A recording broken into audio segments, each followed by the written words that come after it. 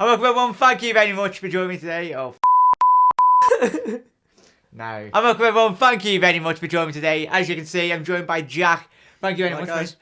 Obviously, if you haven't checked out my podcast 2, Jack was on that, and I told him he'd get on the camera, so nice one for joining us today. Yes, lad. But obviously, the Hoffenheim game is tomorrow. It's an exciting time, obviously.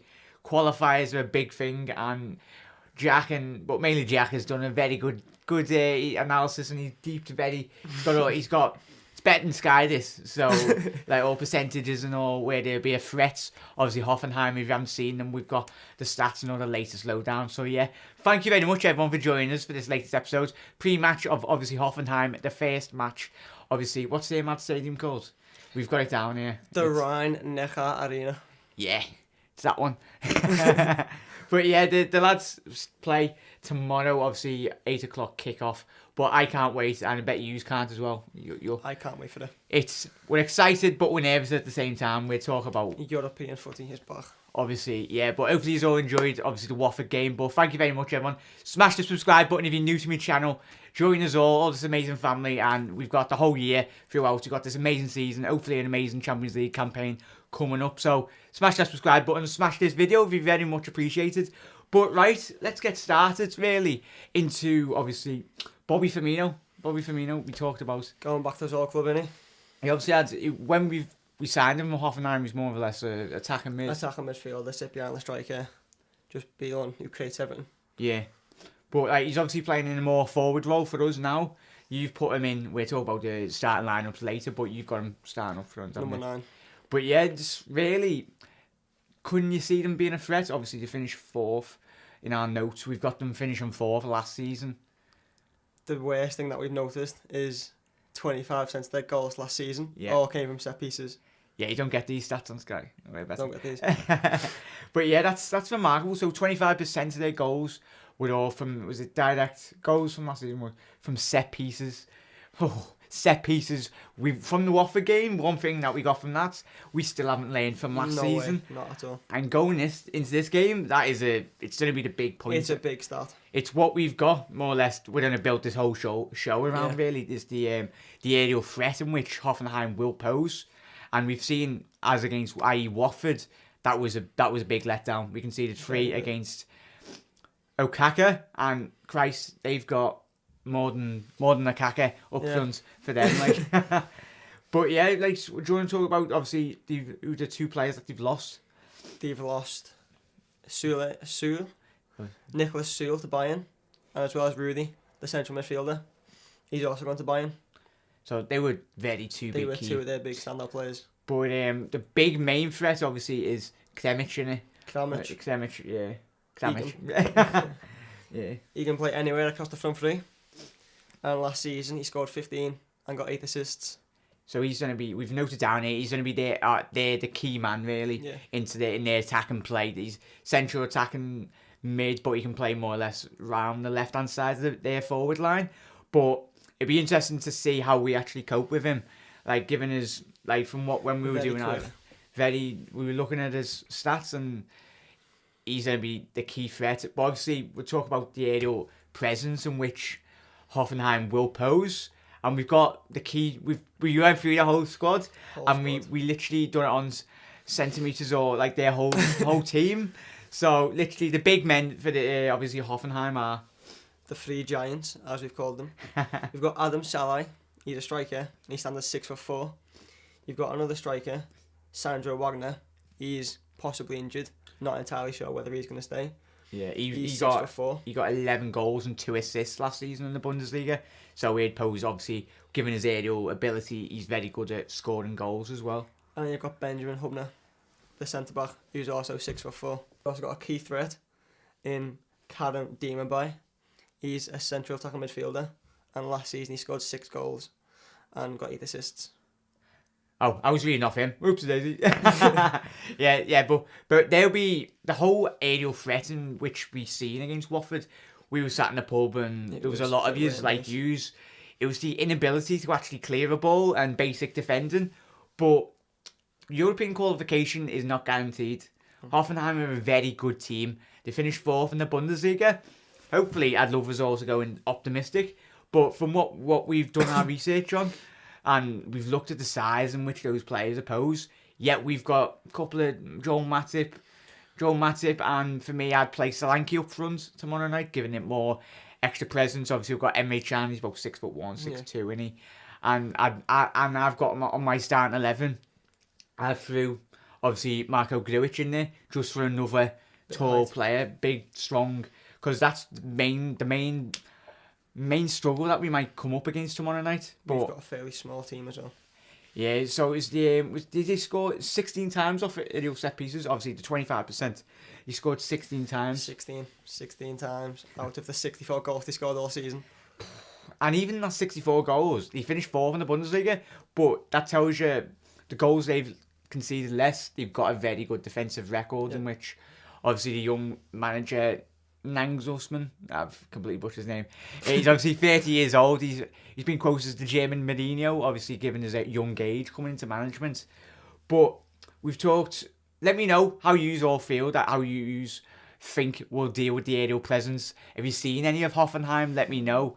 Let me and Jack know. But it's very exciting but nervous at the same time. And leading into that team news as well, the squad got announced and it was more or less the same squad for the Premier League, but with noticeable absentees being no Philippe Coutinho, obviously, and no Daniel Sturridge included in that European team. I said to you, obviously, Phil Coutinho would not be included in his European team because he'll be cup-tied if a potential move, obviously, to Barcelona is whatever happens with that. So last season, we found that they were scoring an average of 1.9 goals a game, with an average possession rate of 59%. And then shots per game, we were looking around towards about 15. So, like, the very, as you said, when we were looking through these stats, it's the possession-based. They're not very, obviously, with 59%. Liverpool have got a higher average. I think we average around about 68 to 70% in most games, obviously, last season. But do you reckon that'll pull in a good favour, or do you think it... I think it'll help for us because we can see that they're having shots, they're obviously coming forward and they're holding the ball. They must be coming forward and sitting in the middle third of the pitch. Yeah. Which is good because they're not deep. We struggle against deep teams. Yeah. When we talk about the squad lineup later, if we use pace, it'll be a lot more easier to get around the back and balls over the top. And it's a thing with these heights that we've mentioned as well. Yeah. They could be slow mate attackers, hopefully. But hopefully they've got no legs. And Mane and Salah can absolutely run rings around them. Obviously, they might Salah and Mane are not good in the air, but on the ground, they could pose a threat. Obviously, they would fit any defence, but that's really interesting. And especially when we looked at those shots per game, it was varied from like a 6.9 and like 6.7. So it was like 7% in average of their 14.6 shots in game per game last season. They had inside the box. So every shot was like 7 shots on average inside, and they had like 6.9 from outside the area. It was very balanced. Yeah, so they very much like to mix it up, and they'll be doing the aerial threat, but Liverpool need to press out and make sure we don't allow them to shoot from outside the box. Obviously, that could be like free kicks, but I'm doubting they're getting like 7 free kicks a game. But so, like, their midfield must very much like to shoot from distance. That Kramaric is a free kick specialist, though. Is he? Yep. Oh. Set piece specialist. Yeah, is he decent from like what you've seen? Or What I've seen. Is he one of those naughty FIFA players? I couldn't tell you. Yeah, no, but nice one, lad. So we're going to Liverpool's European record against. It's like that, and there was one start in particular when we had to like, whoa. It's worse than I thought it was. Yeah, I was like, no. But it's because obviously we haven't been in European competitions since obviously Brendan Rodgers had that disastrous campaign in Europe a couple of years ago. But it's like 6 games unbeaten with German opposition. That's good. When we were looking at the stats, we found that in Germany, in all of European history, we've only ever won 2 away, drawn 8 and lost 4. It's not the best, but it's also not too bad. Yeah. It's bearable. But I think this was the mad one. This was the mad stat when we were looking at. Obviously, in European away games for Liverpool, we've drawn 6, lost 5 and won 1. But our last win was against Rubin Kazan in 2015 in Europe. Obviously, we've won one of our last 12 fixtures in Europe. That is absolutely madness in itself. I thought it was better than that. Like, we read that. I don't know if you are like shocked by that, but I was like, nah, can't be that really. But right, what do you think really in your overall? What do you expect? And we want to know your expectations really going into this match as well. I expect us to go out there wanting to win, but because we are away, I hope that away record doesn't mean anything. Yeah. But even though we are away, I can't see us turning them over. Yeah, it'd be a very difficult game. I think it'll be difficult. I think it'll be 1-0. They would have seen us on Saturday against Watford, and they would have been like, ho, ho, ho, ho. Yeah, we got threats. Hence, Let's go. that's the big thing that we want to push as well. Hopefully, we've learned our lesson from Saturday. Klopp just literally slaps him over the head and be like, right, you learn to defend. Bobby, if you get a runner running off you, just go for the head. Yeah. And I'm sure Klopp's learned his lesson as well, very much so. But score prediction for you, lad? 1-0. 1-1. So we want to know your score predictions. Leave them in the comment section. I'm going for the 7-0. No, I'm joking. I'd take a 1-0. European goals are very important in Europe, especially away goals as well. But if we can, even one away goal, we've seen it with Dortmund, obviously, when we were in Europa League against them. I'd love us just to win 1-0 and then just bring it back to Anfield. Obviously, our European record speaks for itself at Anfield. But it'd be a typical game. And we conclude going into our team selection. I want to know as well. Me and Jack want to know your score predictions, but we want to know your team selection as well. That is very important coming up against this. For me, I'll start off. I've gone for Danny Ward in goal. For me, and when I was speaking to all yous in the comment section in my last video, there was very much a talk about Mignolet, and we all of us discussed. Who would you start? You going for Mignolet? I'll go Karius. Karius? Oh my lord. Yeah. I'm going off when we signed him and he was the best, like one of the best keepers in the Bundesliga, and I'm thinking, do you reckon he'll know it, this style in which Hoffenheim yeah, play? if he's gonna prove himself, it can only be in Germany. In his home. Because it's where we signed him from, it's where he should know. Yeah. Imagine if we can only play in Germany. Oh my god. We took him out of his comfort zone. But yeah, for Danny Ward, I think excuse me, everyone, sorry. He deserves his chance. And when I'm speaking to everyone and the subscribers and that in the comments, it was very much the point of Danny Ward deserves his chance. It's about time. He does deserve his chance, to be fair. Even if it's in Europe, you see, if it was Barcelona or them, they have, like, if it was De Stegen, and obviously when they did have Bravo, they swapped. And now they've got Silas, haven't they? Yeah. Silas as well. So for me, I'd give Ward a very good chance. Let me know your thoughts on that. And for the back line, I've gone for Millie playing left back. If he's back fully fit, I think Jürgen trusts him. Obviously, from last season, trusted. He's not a left back, but very much solid left back. Don't be messing around with the left back situation in European competition. Yeah. Lovren and Matip, obviously, BA views too. Trent, and obviously he had a fantastic game. Yeah, he was a bit let down on one goal, but I think this would be valuable experience as well for the young lads, obviously going into European competition as well. And then for the two in midfield, I've gone for the 4-2-3-1. It can obviously variate from switching in game, but I've gone for Henderson and Emre Can as your two sitting. Obviously, they can come back and forward anyway. And then your Salah and then your Mane on both wings. They swap over anyway in game. And then I'll play Bobby in the centre attacking mid, but like centre forward role. Behind the striker, yeah, just behind Dominic Solanke. I'd give him a go. Just give him a go in Europe, especially with his height. I think Dom's about 6'2". He's a big lad. He's another option to come back and defend as well.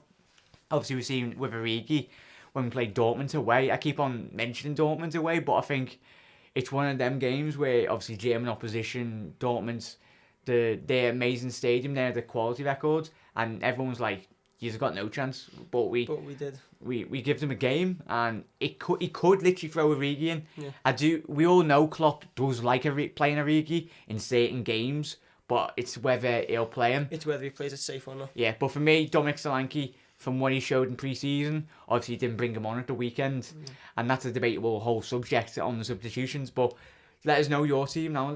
You mentioned Karius in goal. I've went with Karius in goal. I've went with Trent right back. My two centre backs are Lovren and Matip. Hopefully they're better than they were against Watford. Yeah. Now, the left back's debatable. Yeah. I'd say Moreno, because he played well at the weekend. Yeah. But if Klopp wants to go with height, That's a big thing. Isn't he'll it? go with Gomez. But it's whether he plays it safe or not. It's a good shout, that, lads, because especially if we're not going forward too much, Gomez can just sit there. Like, I don't know, but we've seen, obviously, in pre-season, and especially games last season, Milner and obviously the Soleimani goal in the pre-season, if they've got balls whipping into the box, and you got Millie, who's not the tallest, I think he's about 5'10", 5'11", or he's not, and we mentioned the heights before, those attacking forwards, and their centre-backs as well. Literally, that would be a weakness. I think they'd probably obviously exploit it if they're playing Millie at back. But I do get your point on playing Gomez there, lads. And I think if Klopp said to him, just sit, Yeah. and then you go to like a 3-back where you just bring Gomez into the middle, it gives Trent the ability to go forward if he needs to. Yeah. Because then you've still got 3 defenders at the back, and Gomez is a centre-back. Yeah. So he can defend. Then I went with 3 in midfield. I went with Emre Can in the anchor role, with Henderson and Gini pushing up slightly. I've then went with Mane and Salah out wide, and then Firmino through the middle. But I was saying to you before, weren't I? Yeah. If Can sat, and then you had 2 wide players in Henderson and Gini, and then at the top of the diamond you had Firmino, it'd be nice to have Salah and Mane running in behind, because you utilise the pace. Give them there. a lot more creativity in the midfield. And if they're pulling their centre-backs apart, Bobby can run through the middle. Yeah. Especially if they're not pacey. Yeah.